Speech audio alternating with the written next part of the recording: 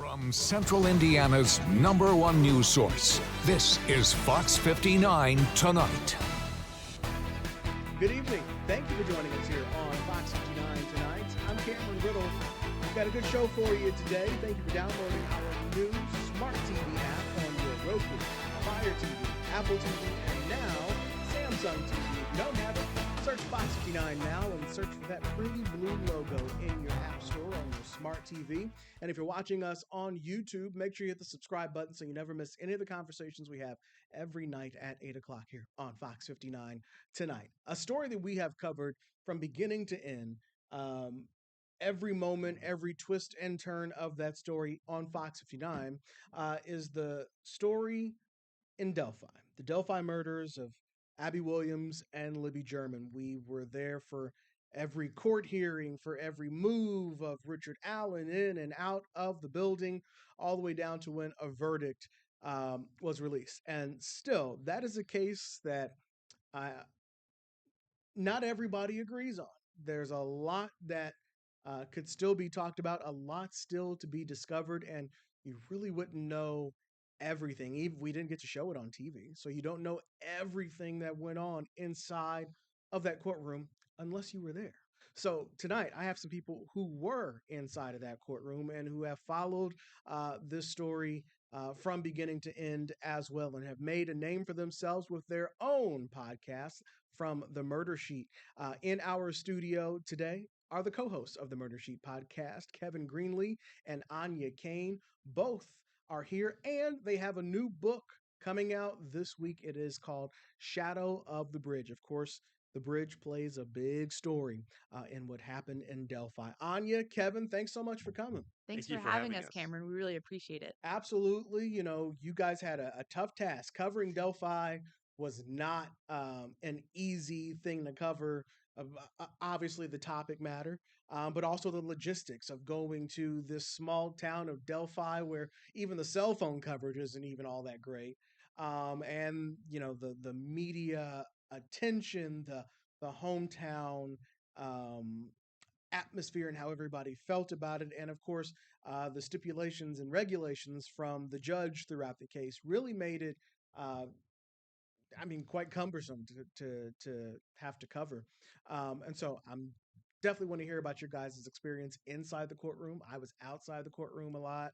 I would covered it a lot from Indianapolis, from the newsroom, with new documents coming out and new things from the judge. But because we didn't get to see it in person in TV, there's still a dimension that is missing. So definitely want to hear about that from you guys. But first, I want to talk about your guys' show. This isn't Delphi is probably one of your biggest things that you've covered, but it's not the only thing. And you guys have really started to attract quite a following.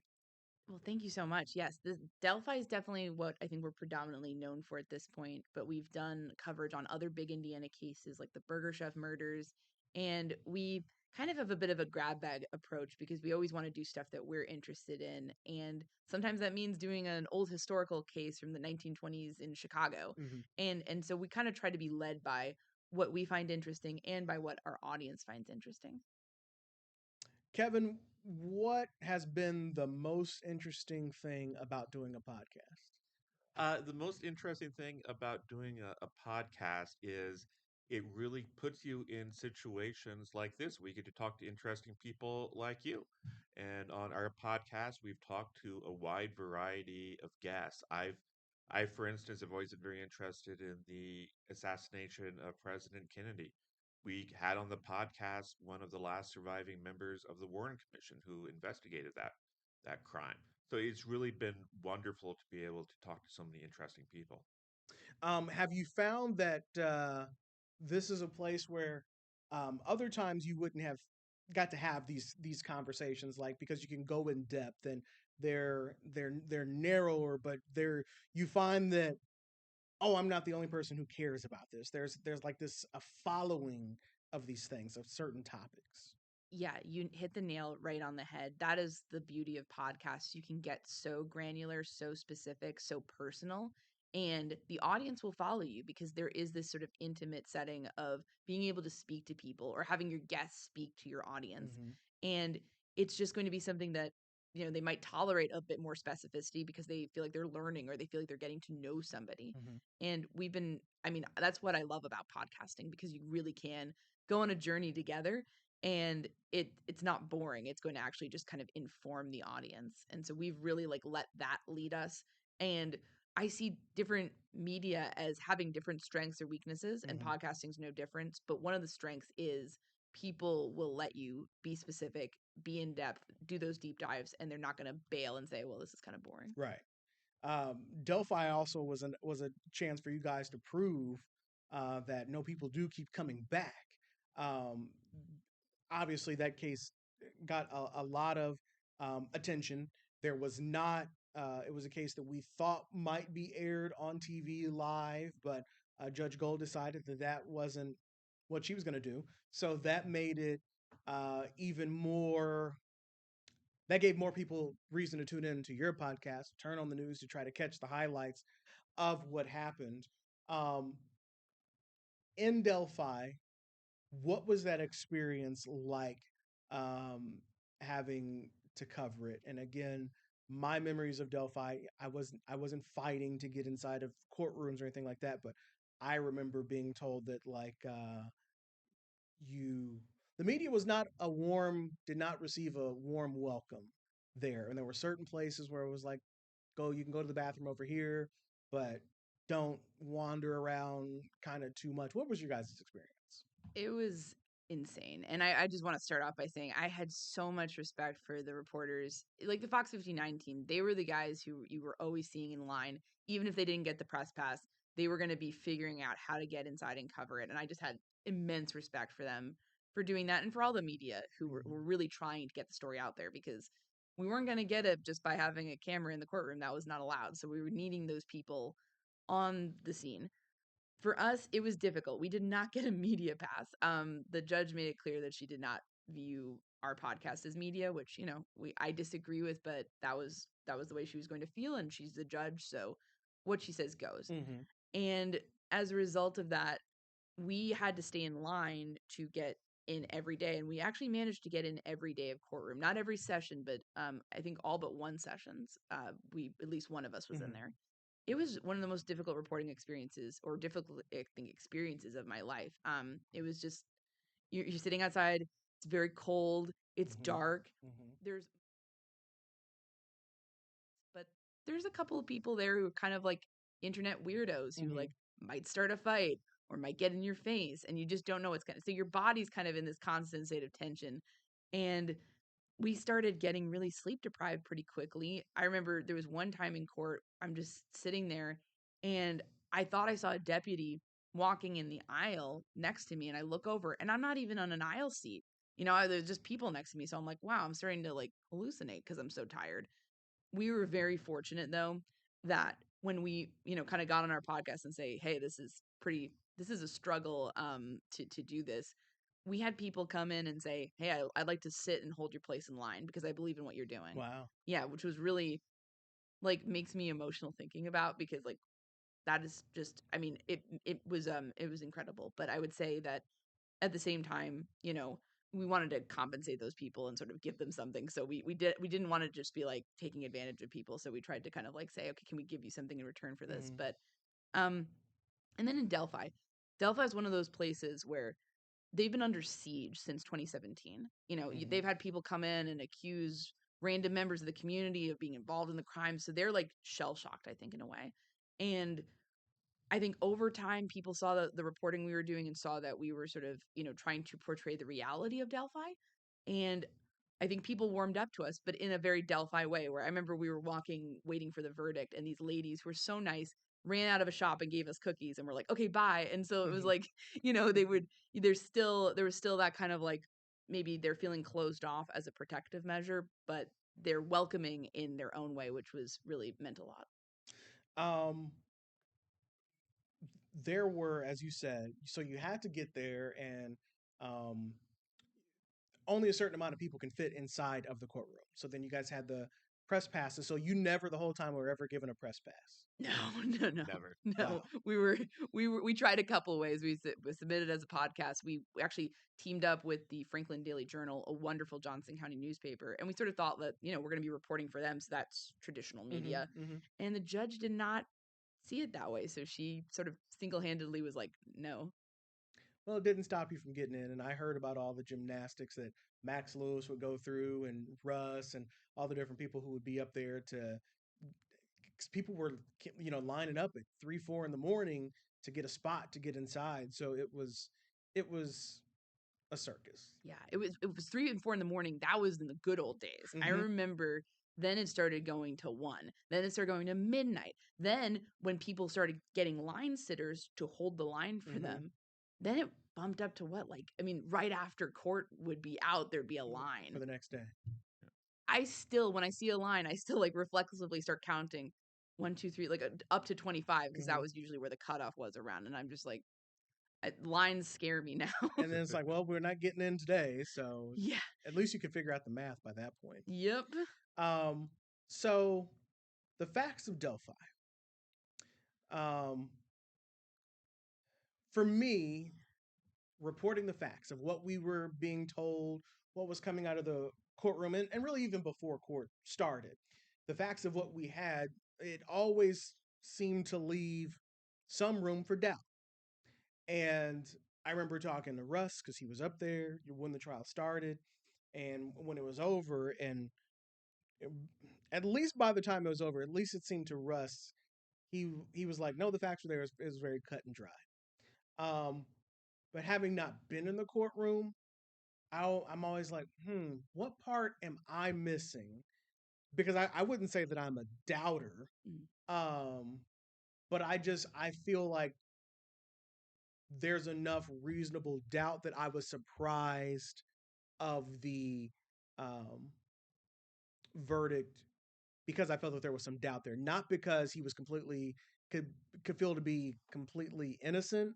There wasn't really anything that completely exonerated him, but there was enough there. If it's supposed to be a court and you're a jury of a finding beyond a reasonable doubt, I thought there'd be some doubt there. Right. What I want you guys to help fill in that gap of what you guys saw and what we didn't see to where, and do you guys feel like it's all cut and dry now? No, I think that's a wonderful question. And I just want to say, I think so many people are in that same boat where they're saying, did I miss something? What exactly cinched this for the state? Why did this man? And I think this goes back to your previous question about how difficult it was to cover the case. Because the fact is, Judge Gold made it very difficult to cover the case.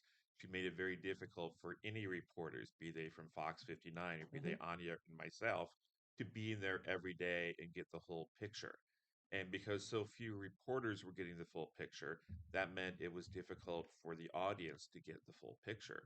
And so I think that's really created a lot of unnecessary confusion because when you talk to those of us who were in there every day, it is pretty cut and dried. You want to elaborate on that? Yeah, I can sort of speak to that. And I don't want to speak for everyone. Some people may have been in there and sort of not really gotten it or felt like, oh, I'm still not there. But I, having been in there and being people, I remember when this PCA came out, Kevin and I were looking at it and we were like, is this it? Is there more to this? We didn't really get the PCA, the probable cause affidavit in Richard Allen's case. We were saying, like, I wonder what else they're going to have because we didn't feel like it was overwhelming. But it's a case where I think Kevin and I were like, you said this the other day. You can't like, there's no elevator pitch. There's no like, normally you might have a high profile case and there's like, yes, the single strand of hair in the victim's fist proved that this guy was the murderer. And you can sum it up and everyone knows what that means. And they say, yes. Or we found the murder weapon in this guy's possession. And so it must have been him. And you say, all right, that makes sense. Delphi is more like a braid. You have these disparate strands that you weave together and then it like a rope it holds together because together it's strong. Separately you can sort of pick everything apart and say no, or I don't know how much I put on this, but when you put it all together it's a very clear portrait of guilt and you can really understand why the jury made the decision it did. So I'll go into some of the kind of specifics and we can kind of go back and forth on that. But one thing the PCA was largely based on the timeline in the case. And this is where being in court and getting to see the visuals and hear from the witnesses and see all of the stuff backing up these different statements, this is where this is important, and it's lost on paper. But you had a situation where you had multiple people seeing a person who they identified as the man who Liberty German captured on her cell phone video before she and Abby were abducted. So they're saying, I saw that guy who's seen approaching the girls, who accosts them and says, guys, down the hill. You hear a clicking sound. It sounds very much like a gun racking. I saw that specific guy. I couldn't identify him today because it was a brief glimpse and I don't want to accuse the wrong person, but he's a white man. He's a middle-aged guy, or they were kind of placing him in different ages. Some of the younger people said he's older. The older people, an older woman said he's younger. So it's kind of like you're getting different things, but they're all saying he's wearing those clothes. It was that guy. I recognize him walking. And so you have that. And then you have Richard Allen coming forward and putting himself in a situation where he's saying, oh, some of those people who saw Bridge Guy, I saw them at the same exact time. Meanwhile, his car is coming in to view, same exact type of car, same exact rims on the tires. That's coming in at the same exact time. And that's bolstering his original timeline, although he later changed it to make it sound like he was there earlier. But he's doing all of this, and he's essentially what he's doing is acting as the state's best witness, because he's saying, those people who saw Bridge Guy, I saw them.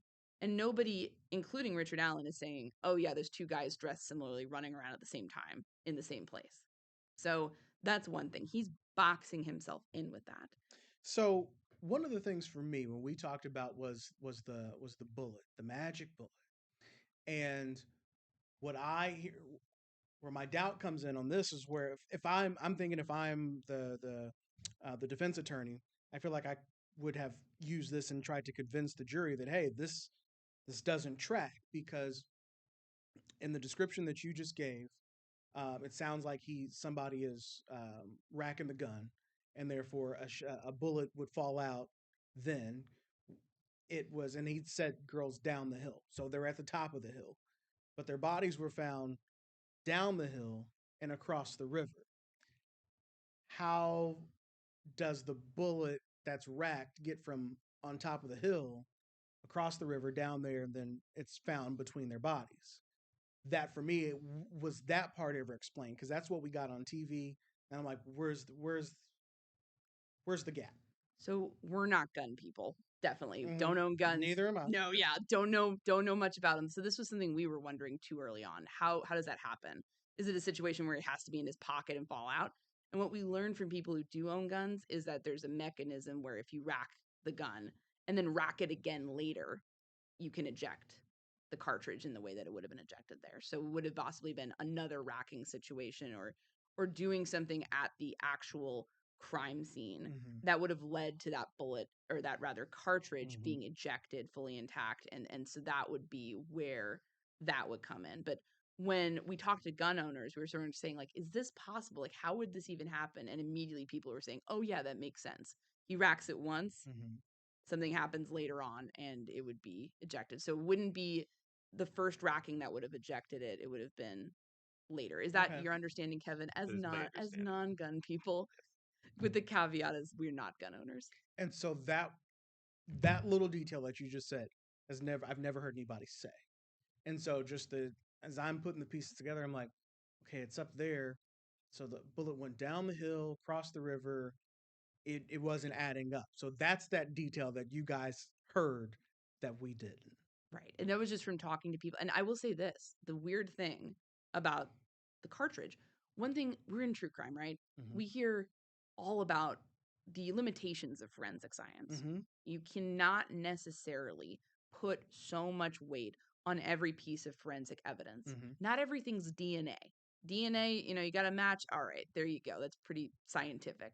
But forensics of firearms, it's open to interpretation. You need an expert who's trained to say, I'm interpreting this in a way that is consistent. You're not saying it's a match. You're not saying 100%. You can't do that. That's just not fair to the defendant. So we came into it somewhat skeptical of forensic firearms examination and ballistics, saying perhaps it has some value, but we don't need to necessarily put all the weight on this. And that was something that the jury did as well. They threw out the cartridge because one juror was saying, nah, I'm not comfortable with this. So they actually convicted based on everything else. There was also the process in which the forensic folks, there was that flaw where they were like, yeah, we didn't even rack it out of the same gun. It was but they used that to say, um, it was also the firing it through a gun versus racking it through a gun. Like, it makes different marks when you do different things, and they didn't even do it the same way. And so I remember that becoming a thing where you would think a defense attorney would say that the evidence, or the science that you are giving does not mean it was him. Right. And I think what was interesting with that was we had Melissa Oberg was the forensic firearms examiner, and that was an endless cross examination by attorney Bradley Rosie. That went on. We were there like all day, it felt like. And he was throwing out a lot of different things. That was one of the things he did throw out. It's sort of my understanding from talking with people in the forensic firearms community that there's going to just be clear marks. It's not going to change the marks, though. It's just going to make it appear clear. So when they actually had Lieutenant Jerry Holman of the state police rack the gun in the court just to show people like how it sounded, and that it turns out if you have more upper body strength and you rack it, it's going to have a different outcome than if you have less. Like I have noodle arms. Like I'm not, if I racked something, I wouldn't know how to do it, but it probably wouldn't be as forceful. So that was more about attracting like more marks, having them be more visible so they could look at them easier versus it changing the outcome. So that was something the defense made a big deal about, but I don't think it ultimately made a big difference. So here's where this is the dog that didn't bark, or this is the thing where I was sort of like, okay, the defense put on their own firearms examiner who was an expert and was criticizing elements of what Oberg did. But at the end of the day, they didn't actually give him any of the things he needed to do to test the cartridge himself. And the reason they did not do that is clearly because they were worried that he would find something that would be detrimental to their case. So they were willing to sort of dance around or sort of pick, and this is their job. This is what defense attorneys do. You got to kind of hit it from all angles, but it didn't sound like they were confident enough that they were actually willing to have him look at this and in a meaningful way. Like he never examined it. He was just more of like being the Monday morning quarterback critiquing her work. But what is interesting is that her supervisor also looked at the same cartridge and examined it without knowing what her conclusion was, and also came to the same conclusion that it was consistent with that the cartridge that they fired or that they ejected was consistent with the cartridge found at the crime scene. So I think that ultimately, I think the ballistics evidence holds together, but I don't think it's necessarily something that the jury placed all of their weight on. Okay. What do you guys make of the confessions? I find the confessions very credible. The fact of the matter is, Alan was incarcerated. He began exploring religion and finding God. This is not unusual for a person behind bars to do. And his exploration of religion convinced him that in order to be reunited with his family in heaven, he needed to make things as right as he could here on earth. And so to him, that involved confessing his crime and dealing with the consequences of it. And so he began to do so in phone calls to his family, among others. And that to me is a crucial point, because when we think about false confessions, the situation we most often see those in are in police interrogations. Someone is being browbeaten, someone is being denied sleep, or things of that nature, until a person in that sort of adversarial situation finally just relents and tells the person what they want to hear. And that's not what happened in this instance.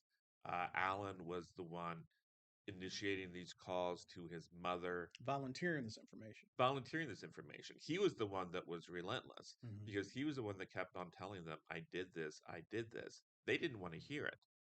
They kept on telling him, no, no, this isn't true. Don't say this. But he kept on saying it. And it got to the point where he said, I realized I had to choose between my religion and my family. And he chose his family. And so ultimately, he stopped making the confessions. But the crucial point to think of in terms of these confessions is when we hear about a defendant in a case making a confession, kind of the gold standard is, did they say something that only the killer would know? Mm-hmm. And in one of his confessions, Richard Allen mentions that while he was committing this crime, a white van drove by, and that this was information that was not in the discovery.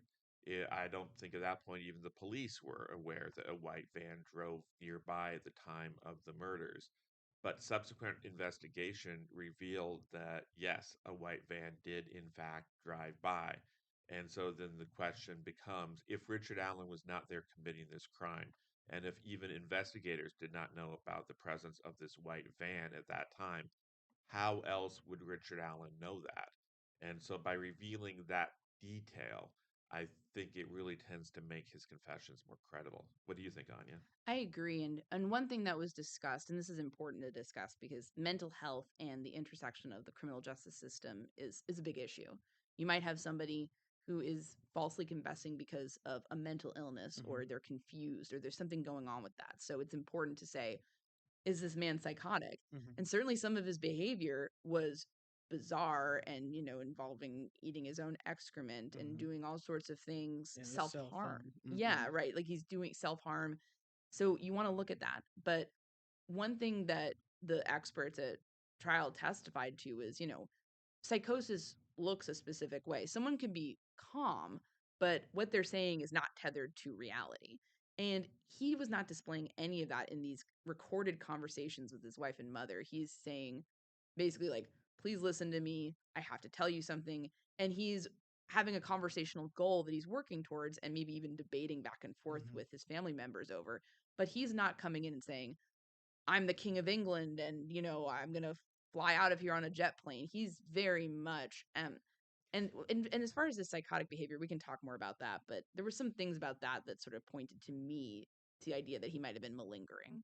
So I hear you on I'm the flying out of here and I'm not the king of England. However, he did say that he killed his own grandchildren in one of these confessions, but that didn't actually happen. Yes. So, what did the jury think of that? Because is it falls in line to wait. You're confessing to things that you actually didn't do. Right. And also, there was, interestingly enough, there were some things that, it got out that he was saying he shot the girls and they weren't shot. There was a Mm-hmm. gun involved in the crime, but they weren't shot. But Mm-hmm. that turned out to have been something that was passed through the grapevine. It was not recorded. He was never recorded saying that. That was something that one of the observers who were sort of making sure he didn't harm himself Mm-hmm. picked up and wrote down. And so the feeling about stuff like that is that there's a game of telephone going on here Mm-hmm. in terms of, like, he's never recorded saying anything untrue. It's that it's being passed on later. My Yeah, view yeah, there are different types of confessions. Some confessions were recorded in phone calls. Mhm. Some confessions were given to his doctor, which were then almost immediately transcribed in notes. And then some confessions were overheard by what they call suicide companions, who were inmates who were there to keep an eye on him to make sure he didn't harm himself. And those companions would then hear these, and they would make notes about it later. And so a lot of the discrepancies that we hear are come from the ones that were transcribed from the companions as opposed to the recorded calls. I'll say this. He also said he molested his daughter and his sister and then also childhood friends. Mm-hmm. And we have never heard from the childhood friends, but we certainly heard from his daughter and sister who said, no, he didn't molest us. They testified to that at trial under oath. So I think it's a situation, though, where when we learn about the context of his behavior, though, and some of his bizarre behavior and some of his more bizarre statements, there's a pattern to that as well. And the pattern is this: his defense team would visit him, and then his behavior would go from relatively normal to out of control, doing some of these things, saying some of these bizarre things. And what correctional officer after correctional officer testified to was that they felt he was being manipulative. They felt they again and again they said, we deal with mentally ill people all the time, and he was calculated. He's watching for us to make sure we're paying attention to him. Then he's doing the weird stuff. He's not that when you're psychotic, when you're having a mental episode, you're not thinking about any of that. You're not thinking, okay, who's watching? All right, let me start. You're not calculated. You're just, that's something that you cannot control and you cannot help. With him, there was this element of performance. And I think, I mean, this was something that the experts who evaluated him said. They said malingering was a possibility, but his behavior became so extreme that it didn't matter. If you're faking a mental illness and banging your head against the wall, your head still gets banged. So you have to address it. You have to deal with it. But I kind of think that, you know, whether it was his idea or whatnot, I think there was an element of performativeness to some of the wilder stuff he was saying. But also emotionally, I think this is a man racked by guilt. So I think his feelings that he harmed his own family were sincere. And maybe he didn't actually kill any grandchildren that he doesn't have yet, but maybe he felt that his legacy was harmed, and he's speaking in an exaggerated and over the top manner. But I think you can hear the anguish. I think that was real in these calls. I think he was hoping that his family would embrace him and say, we love you anyway. We're going to be here for you anyway. And he did not get that. And I think that predicated even more of an emotional spiral. So when I say malingering, I think there were elements of that, but I think there were elements of reality here where he's realizing that no one loves me because they don't love the real me. And the real me is somebody who murdered 2 kids. Do you guys, when the verdict came down, or let's go the day before the verdict came down, what did you expect? Having sat through that court every day and having heard all of the evidence, I was convinced that there was going to be a conviction. Obviously, in a criminal trial, there's always the possibility that there's one juror or 2 jurors who don't agree, and you might get a hung jury. So I felt there's either going to be a conviction or there's going to be a hung jury. But I was absolutely convinced to a moral certainty that if there is a verdict in this case, it will be for conviction. And so when I heard the next day that they had reached a verdict, I knew it was going to be a conviction. What about you, Anya? I think I tend to be more pessimistic in the sense that I think like it's going to be harder to get to an agreement between, 12 different people. So I always felt maybe 1 or 2 jurors could hang this up and it's going to be a mistrial. So, 1 to 2 in favor of uncertainty or an acquittal, and then, the rest being for conviction. So the longer time went on, the more I thought, a mistrial seems possible. But when we heard about the verdict, we immediately, it's a conviction. And I remember we even told people that when we were all waiting outside. And I think some people thought we were a bit, they didn't necessarily see the case in the same way we did. And I think there's a reason for that. And we can talk about that. But I think there tends to be an expectation in this day and age of like, where's the DNA? Where's the murder weapon? Where's the big flashy piece of evidence that's going to just lock it up? Whereas having covered it for so many years, we were able to see the different strands and say, that's really important. It's really important that somebody is placing themselves at the time of the crime, at the scene, in the clothes of Bridge Guy, and other people are seeing him and he's seeing them. Like that locks him in and blocks him off in terms of his path of escape in a meaningful way. And that's why, again, Richard Allen was the greatest state's witness who never testified, because his words again and again were so harmful to his own case. But yeah, once we heard that, we knew conviction. There was just no way he was going to be acquitted after what we saw. There were, the from the outside, the way it looks is, okay, here's a guy who works at his local CVS or Walgreens, can't remember which one it was. And they just want to find, they got to find somebody to put this on. And then they find this guy, and then he's being mistreated in jail. He's being moved around. His lawyers are being taken away from him, and he's being sent up to Westfield, and he's being treated like a convicted criminal, even though he's in maximum security prison when he hasn't been convicted of anything, only charged. He's innocent until proven guilty. So it was all of these things where it was like, man, this guy is getting a real hard deal on this. And so I think a lot of people started to be like, is this really the guy, or are we just looking for somebody to blame and take accountability? Because everybody wants this case to be solved. What one, did you guys hear that from people? And what was the difference being inside that you were like, well, here's the part you don't understand? Yeah, no, it's a great question. And that is something we've heard from so many people. And understandably, because everything you just said, as it's been portrayed, it's like, whoa, okay. Like, I mean, they just need somebody to pick. And I'll kind of tackle a couple of those different points because I do think one thing it's important to understand is that predominantly the way this case was shaped in terms of narrative, in terms of getting out to not only the traditional media, but also new media, podcasts, YouTube, was through defense filings. The defense very clearly, and you can even see that in the way they wrote these filings. They don't read like legal briefs. They read like lurid pulp novels in certain situations, and then also press releases and others. Mm-hmm. They were shaping the narrative from the beginning. They're saying he's being abused. He's being targeted by these Odinist guards. It's an Odinist conspiracy. Da da da da da. So like they're very much shaping the narrative, and that's influencing how people are feeling about the case, understandably, because we're not hearing that from the prosecution. Correct. We're not. It's not a one. It's a one-sided thing for the most part.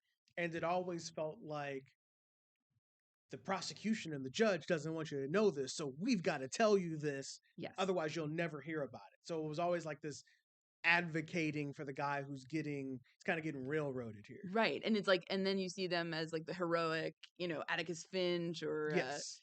Perry Mason coming forward. And they very much tried to play into that. But the reality, I think, was different. And when people in the legal system know, like, things like gag orders, like, you are supposed to respect that. Mhm. This defense team did not. They Correct. just didn't. They were, I mean, I think it's not a secret that they were leaking like crazy, but they also, putting out these press releases in the form of filings, they were trying to circumvent that. And one thing we were often very critical of that, not because of feeling, we were careful in our podcast. We never said we felt Richard Allen was guilty. We would kind of more call balls and strikes as far as like how both sides were doing. So if we felt the prosecution did something wrong, we'd be like, that wasn't very good. Same with the defense. And at a certain point, it became like, these defense attorneys, are some of these theatrics for their client, or are they for their own media profiles? Because at some point, there were certain things that happened that I don't think benefited Richard Allen, and they were doing them. And it was sort of like, well, this makes you look, cool in your own minds. But, but I would say, as far as the moving around thing, as far as the prison, it is unusual, not unheard of, but certainly unusual for a pre-trial person to go to prison instead of jail. We were in the old Carroll County Jail at one point. We didn't get arrested. We just wanted to take a look at it. It was tiny. 13-person sheriff's office there. And then we've also interviewed former inmates at different places, and they all say the same thing. People who hurt kids, or even just accused of hurting kids, have a target on their backs. That's the guy we're going to shiv. That's the guy we're going to beat up. I think putting him in a place where he could not be monitored constantly would have been a risk in terms of his own self-harm and in terms of other people killing him. So, I mean, I don't think there was any intention on the part of authorities to oh, we're going to put him in prison so he does this. It was more of we can't have him in Carroll County. This seems safest.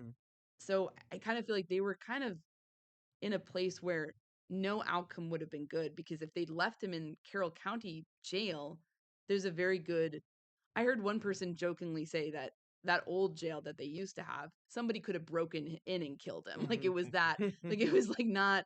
So I think the intent was to keep him alive, but that's not to say Westville's a terrible place, and being in that one-man cell is difficult. So it's not to say that he didn't go through his own difficulties. It's more to say that I think the reason they did that was appropriate, even And if I like to make an obvious point. If we lived in a reality Mhm.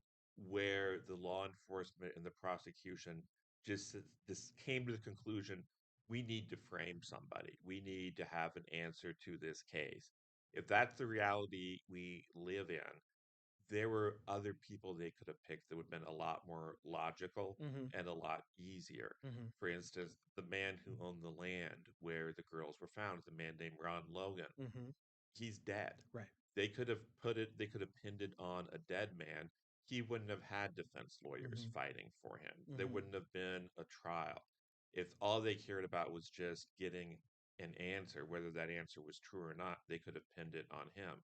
I think of the final analysis, the reason why they arrested Richard Allen and the reason why Richard Allen was ultimately convicted was because all of the evidence in this case led right to Richard Allen's front door. When we talk about the evidence, and Anya, you brought this up a minute ago, there was no flashy, like, boom, there's the smoking gun, there's it. I mean, there was the gun, and then there's the doubt. There is the lack of, they found blood. The girls have blood on them, but there's no DNA whatsoever from Richard Allen. But he allegedly touches their bodies, he moves their bodies, he arranges them in such a way, and there's no DNA evidence. How did that part play? that's a really good question, because I think we are so used to DNA solving every crime, it seems like, especially in true crime, because we're focusing on the big, flashy murders, right? Or we're looking at the cold cases. This serial killer just got busted because of DNA matches. So DNA is hugely important.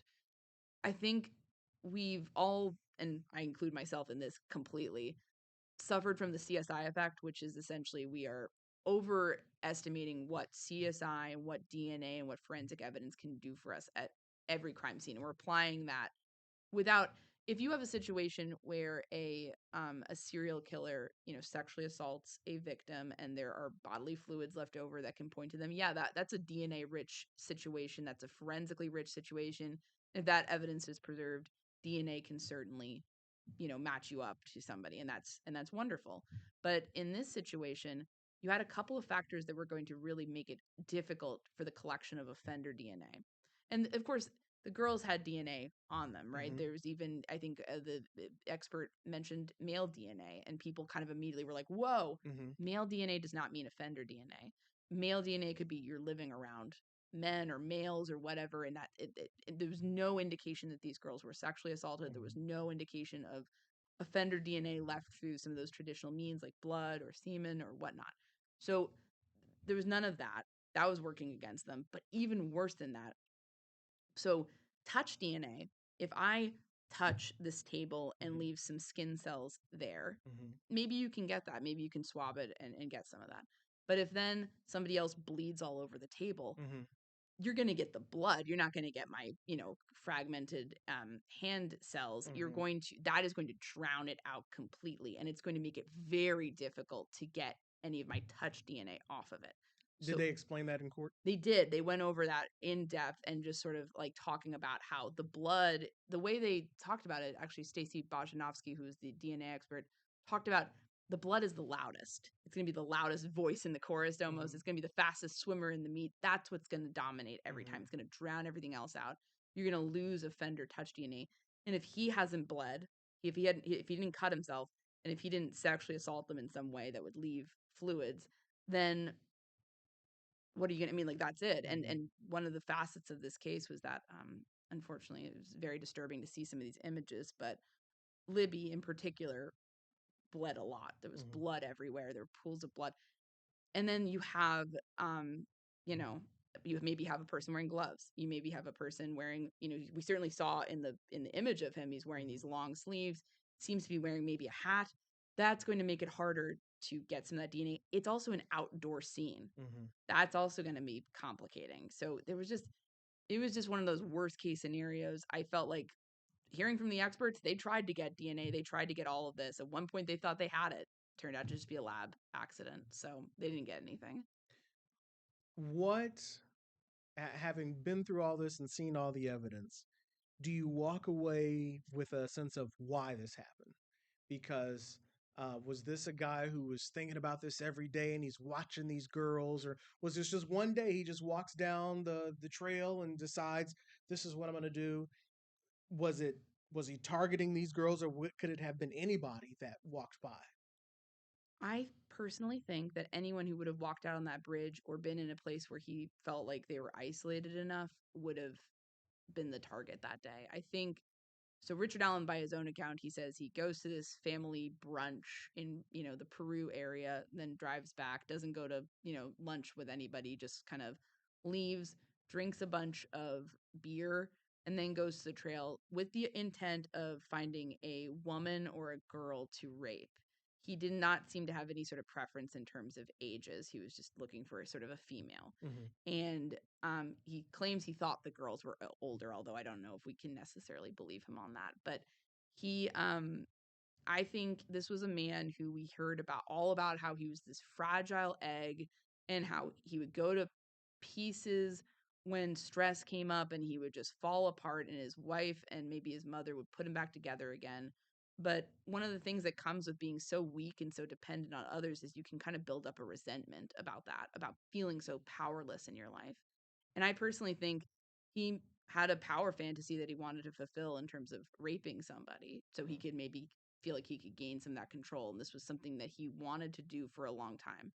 And maybe, it's possible that there's other things he did in the past that no one knows about and that he, like, I'm not saying murdered anyone, but, just in terms of there are non-contact sexual offenses that you can do, or certainly fantasies you can harbor without, ever triggering law enforcement, right? Hmm. Ever getting on the radar. And he just strikes me as a guy who is a ticking time bomb. We heard from employees of his that he could be a control freak. Hmm. He could be like monitoring one person and really kind of riding them and making people uncomfortable. And we learned that from some female employees, he seemed like a creep. He seemed like a lecherous creep who made them really uncomfortable. So I think that all puts him on that path in 2017. I don't think this attack went the way he wanted it to. I don't think it was what he expected it to be. Hmm. And but I do think it was something that he was just a sexually motivated predator who, whatever happened, did not go the way he wanted it to, because he intended to rape them, and that is not what happened. But I think that was very much what was motivating him. And I just, when we learn more about who he was as a person and just Hmm. how fragile his ego was Hmm. and how controlling he comes across in some of these conversations, certainly with his wife, one of the police interviews, he's telling her what to think. It just strikes me as a guy that was sort of like the this proverbial gasoline in the Hmm. match. Hmm. What do you think, Evan? Yeah, I tend to agree with Anya. I have a lot of questions about Richard Allen and whether or not he'd done things like this before. Hmm. I think it's quite possible that he had, but also my mind keeps going back to the fact that ultimately reasons don't matter because there's no reason good enough to explain what he chose to do to those girls that Hmm. day. Hmm. So there's nothing that's going to make everything click into place and make sense. Because what happened on that day in Delphi was pure insanity. And those of us who are sane can never hope to understand it. I'll just add, like, I think one of the big problems with people understanding this case is that the man in the center of it is boring. Richard Allen is just this kind of CVS manager, and Hmm. then he did something horrible, and he's kind of told us why, in the sense that he's talked about wanting to rape people and drinking beer, but there's nothing in there that's like, oh yeah, that makes sense. Hmm. And he's not like a prolific serial killer. He's not anybody like Ted Bundy where you can say, okay, this is his pattern. It's just this random nothing of a person who just does this horrible thing and then goes back to his life Hmm. for years Hmm. and acts like everything's normal. And I think that's a lot more boring than like a cult did it, or Hmm. this local child sexual abuse materials purveyor did it, Hmm. and it was in contact with one of the girls, or this local man who kind of seemed like he had a temper and was did like lying. All those are more interesting. We want in some I found the public oftentimes wants a narrative that they can make Hmm. sense so that we can make sense of Well, I'm still tragedy. trying to make sense of it. As you're talking, I'm like, okay, so was this guy a local pharmacy manager and was a wannabe rapist, and one day decided, okay, today's the day I'm going to go do it. Like I'm listening to you talk and I'm trying, to your point, if it's you're a sane person, so you're trying to make it has to make sense, and that's what I'm still trying to do. Is what what is this guy? I think there's a lot more people like this out there than we want to imagine. Mm-hmm. People who maybe haven't done anything or gotten caught doing anything extreme before, but who harbor some pretty dark fantasies. And maybe one day the stress gets to them. Maybe one day their unhappiness with their lives gets them, or the drinking gets them, and they just do it. Mm-hmm. And maybe normally they get caught. But in this case, this man got very lucky. And I think it's disturbing to think about, but I think it's not everybody's going to come with that label of like bad guy or Mm-hmm. like, criminal history. I think sometimes the guy who just has a lot of darkness underneath the surface is going to be the one who is doing it. And you just have to go where the evidence is ultimately, even if it leads to somebody unexpected, even if you think, oh, it's got to be more complicated than that. If the evidence is stacking against one guy, that's him. We haven't even gotten to the Odinist part of this. Yes. That took quite a turn. Of we got 10 minutes left here on this, but um, what was that? I still don't know. Okay, we saw Odinism born and fall as a theory. Yes. Like I think it was just honestly, I think it was an attention grab by the defense team. I think that was predominantly supposed to be a press release. I think they were completely deluding themselves Mm-hmm. on how strong that was. I think they ended up accusing a bunch of innocent people of Mm-hmm. horrible murders. And here's the thing, Odinism, they didn't even seem to understand what that was, or like the definitions of like Norse paganism versus Odinism versus heathenism. Like there's Odinism tends to be like a prison gang, and they were talking about people who had no experience in prisons. And I remember that came out in the morning, and I was on the morning show, and I was the one who they were like, "Go through this and read this," and I got on TV. I'm like, "What are we even saying?" And so I'm supposed to like, have we heard from these people who are being accused? Like it was just the most bizarre thing. And then the sticks, were the girls actually found with sticks laying in a certain way? So the girls had sticks on them, but like if you actually ask anyone who can read runes, they don't spell anything. So it's like saying like, oh, they were found sticks on them and it made an alphabet or like it made letters. But Mm-hmm. then you look at it and there's no letters. It's like how rituals are designed to be repeated, and runes and language are designed to like have a spell things out. So if Mm-hmm. you're just saying like it, they were just trying to conform everything to this very narrow and frankly stupid theory. I'm going to call it a stupid Mm-hmm. theory because It's like a stupid when theory. you read it and you're like whoa, and then you read it again and you pick it apart and you're like there's nothing. I mean they were making claims about these guys have the same Facebook, and you look at them and they're not the same. It's like it just One thing, it's not real proof, but one way I evaluate things is I look at things and say, has this happened before? And if you, for instance, you accuse someone of robbing a bank, you look at the facts and say, well, people have robbed banks before. That's Mm-hmm. something that happens in the real world. So you look at this, and basically they were accusing members of an alleged white supremacist group of killing two white girls. Mm-hmm. Can we think of a time in history when a white supremacist group killed two white little girls for like Mm-hmm. a sacrifice. for a sacrifice? And nobody was able to find another instance of that.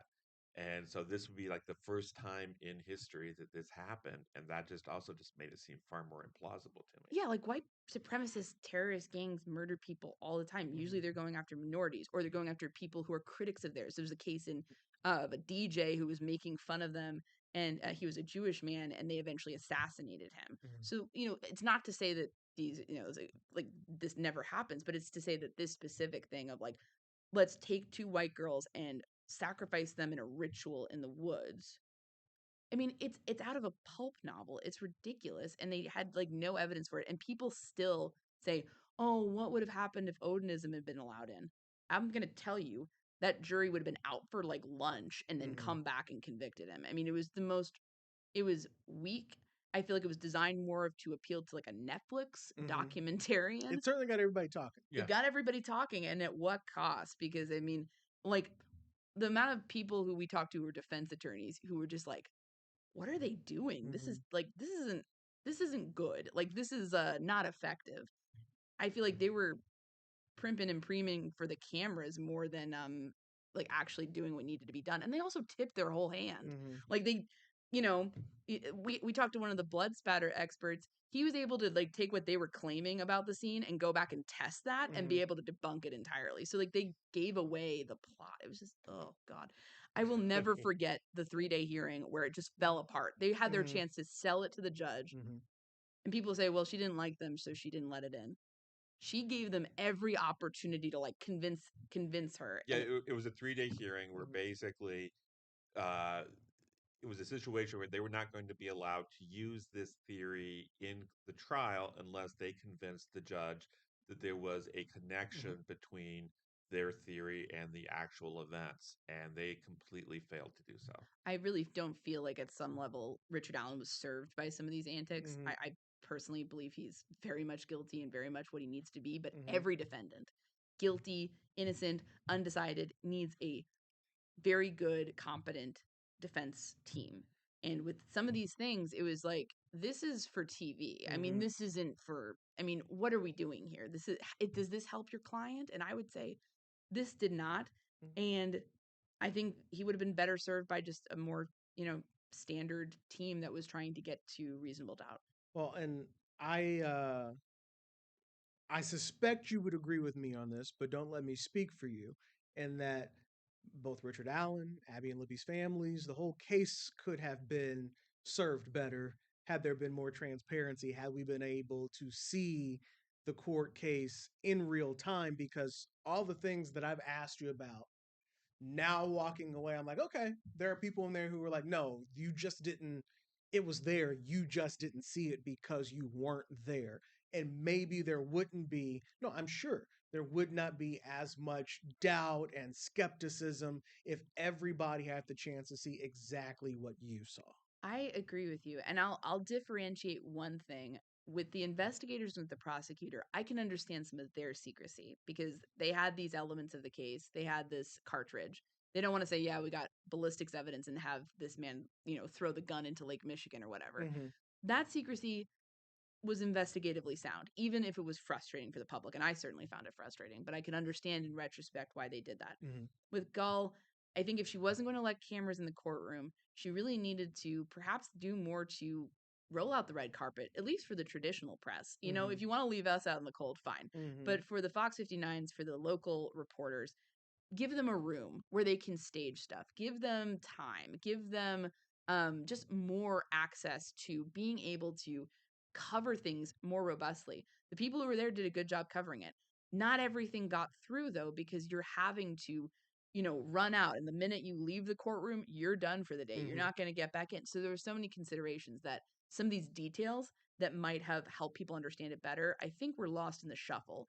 And that's where I think the lack of transparency really hurt the public's understanding. You need to give people that viewpoint. And even if it's just like giving the press more, giving them that room, giving them maybe like a feed or something where they can be listening to it, something. Because we talked about it and it was apparent on TV and in media coverage that this was hard to cover. Yes. And that we're trying to give you everything so you don't miss anything, but then it gives the appearance of, well, if they're not even letting the press in, what are you trying to hide? Yes. Yeah, And I think exactly. so many people had that, and we certainly understood it because, the minute you start being like, we're not going to play ball here, I understand that it's a sensitive case. Like, I understand where the judge was coming from, even though I disagree with it, because I understand it's like, you see other cases and they become a circus and everyone's on TikTok looking at facial expressions. You don't want that. But there's a balance. I think there's a balance that was not achieved here. Well, we only have a minute and a half left, so we need to remind people that they can go get all the details that you saw that we didn't in your new book, Shadow of the Bridge, the Delphi Murders and the Dark Side of the American Heartland. And of course, they can check out your podcast, the Murder Sheet podcast, which I'm assuming you can find anywhere you can get your podcast. That's right. That's exactly right. So, hey guys, thank you so much for coming. And I mean, I feel like, okay, it's not that the dots weren't there, it's just that we didn't get to see the dots. Yes. And therefore, through your book, through the Murder Sheet podcast, which you guys are producing, 2-3 times a week? Yeah. Listen to some of that, and you'll get a chance to be inside the courtroom. And okay, all right, I feel better. I feel better. Well, we appreciate you asking such good questions Thank you because so these are the much. questions on everybody's mind. This is what people, we get this. We'll be in McDonald's, people come up to us, what's going on? And so Mhm. you like voice that. So we just want to say we really appreciate you. Hey, no problem. I'm a part of the media, but also part of somebody who wasn't in the courtroom. Was just like, somebody make this make sense, because as you said, you're a sane person and you're trying to. It has to make sense, and I guess we just walk away understanding that what happened would not make sense to an ordinary person, but that is the person who did it for his reasons of why he says he did it. Thank you guys so much. Thank you for you. having us. All right, more Fox 59 Tonight's coming your way tomorrow night at 8 o'clock. And of course, you can always talk with me Sunday mornings on the radio on 106.7 WTLC and Hot 100.9 from my radio show, Open Lines. Outside of that, we'll see you on Fox 59 for more news and back here tomorrow night at 8 o'clock. Good night.